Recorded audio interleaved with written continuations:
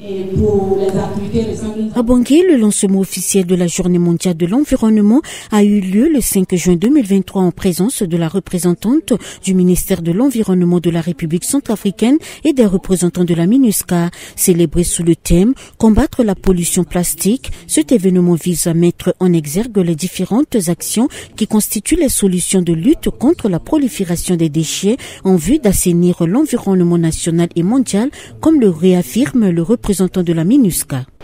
Alors que la nature est précisément une source de fierté en RCA, par sa splendeur et sa richesse, il est donc primordial pour nous tous de la préserver et de commencer dès à présent. En effet, tout comme la paix, il s'agit là bien d'un bien commun à tous et sa préservation est une source de développement et de bien-être pour tous également.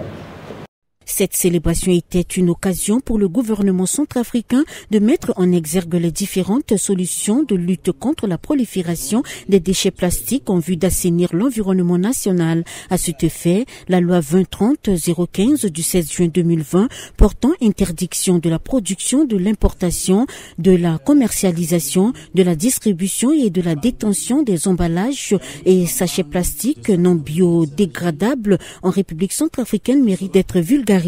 Rosina Janine Goporo, représentante du ministère centrafricain de l'Environnement, du Développement durable.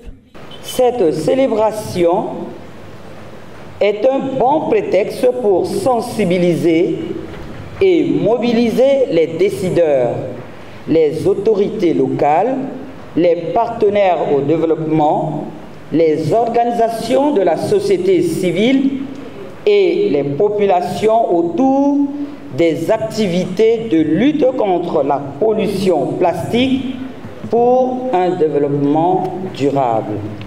En prélude du lancement de cette journée, la section environnement de la MINUSCA s'est mobilisée avec l'appui de la police et de la force de la MINUSCA pour nettoyer les ordures du terrain de l'UCATEX du lycée Barthélemy Buganda où le corps enseignant et les élèves se sont massivement mobilisés.